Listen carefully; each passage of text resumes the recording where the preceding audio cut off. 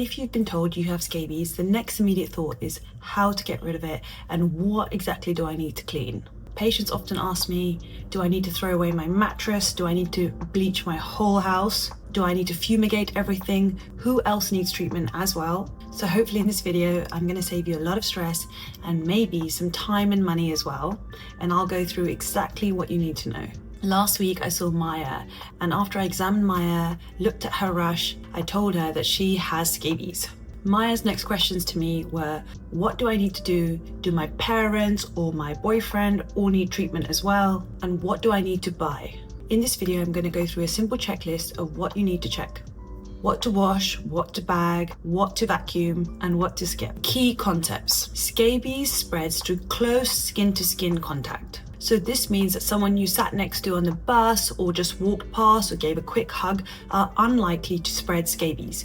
I called Maya 2 weeks after her treatment and she said to me her symptoms hadn't gone away. She was really confused about what was going on. So then I just wanted to understand the story so far. So I asked her what had been going on and if her close contacts had been treated. She then told me her partner had been on a work trip and he had taken the treatment. When I asked Maya for more information, she told me that after his work trip, he'd come straight to her place, slept the night, and then started treatment the next day. I explained to Maya that because he's a close contact, he might have reinfected her. This is why it's important to have treatment at the same time as your close contacts. Most reinfection with scabies isn't happening because you didn't bleach the bathroom. It's likely because the timing of treatment wasn't coordinated appropriately. Or another very common reason is because not all of your key fabrics have been treated. Day 1, treatment checklist. On day 1, you need to do your treatment as advised, put on clean clothes afterwards, wash the key items that you've used recently, bag what you can't wash, and do a vacuum of all soft furnishings.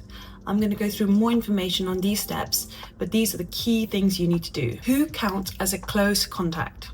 Let's make this simple. People hear close contact and they think this is everyone they've hugged or had any conversations with. Close contacts usually in fact mean people you live in a household with, anyone you've had prolonged skin-to-skin contact with, anyone who shares bed with you, people you've been intimate with. Close contacts do not usually include colleagues that just sit close to you, quick hugs, sharing an office chair or transport, walking past someone. So in Maya's case, a close contact was her partner who had been on a work trip when she did treatment. When they'd shared the bed again before he'd done his treatment, it's likely that they reinfected each other. Her partner was indeed a close contact because they share a bed and had had prolonged skin-to-skin contact. What to wash? On treatment day, you need to wash the items you've had close contact with. The wash list includes bedding, sheets, pillowcases, duvet covers, towels, clothes you've worn recently, underwear, sleepwear, gym kits, and other items you might forget but are very important to wash include hoodies and dressing gowns, blankets or sofa throws, things you've had close contact with but are lying around your house. When I spoke to Maya on the phone, I asked her about soft furnishings and she told me she did indeed have a blanket that's always on her couch.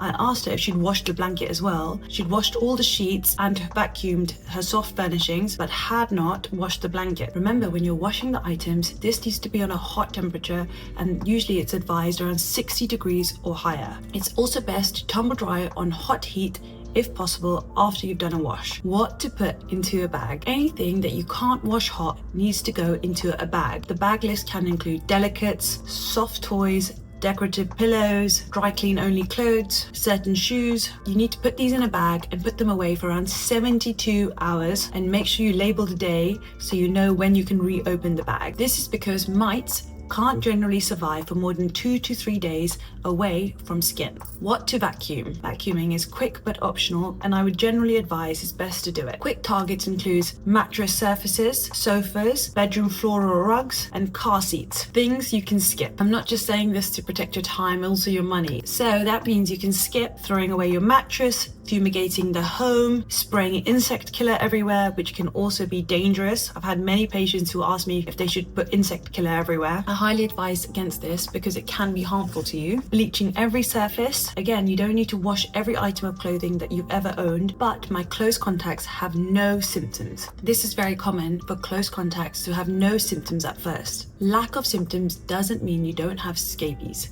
After you've been exposed to scabies, it can take around 2 to 6 weeks for symptoms to appear. A person can still spread scabies without itching and symptoms. If you've been reinfected with scabies, generally the symptoms can show up a lot quicker, and that can be within a couple of days. The 3 biggest mistakes that I see most often: treating only one person, making sure you've treated yourself with the treatment, but your close contacts haven't, and you're reinfecting each other. Mistake number 2, you've done laundry, you've washed all the items, or you've forgotten the rug or the blanket you have close contact with. Mistake number 3, panic. Itching can be persistent after treatment for a little while. So patients assume, I'm still itchy, doctor, I still must have the infection, when in fact the infection has been cleared, but it can take a little bit of time for the itching to stop. Itching can last for up to a few weeks after successful treatment. However, the most important thing that you need to watch out for is, are you developing new rashes or new burrows on your skin? Are there new spots? And what are the symptoms of your close contacts? These will help you identify if you're being reinfected or whether or not the infection is just taking a while to clear up fully. When to get medical help. Get medical help if your skin is red, hot, painful, or weeping. This can signal a possible infection. You're starting to feel unwell and you're having fevers, or if it's a young child or baby, pregnant person, or someone who's immunocompromised with symptoms. Symptoms are not improving after you've done coordinated treatment, so close contacts and yourself have been treated. And lastly, if you're not sure if it's scabies and a doctor hasn't checked you over, please feel free to click subscribe and write any comments down below. Thank you for watching this video, and I hope you found it useful.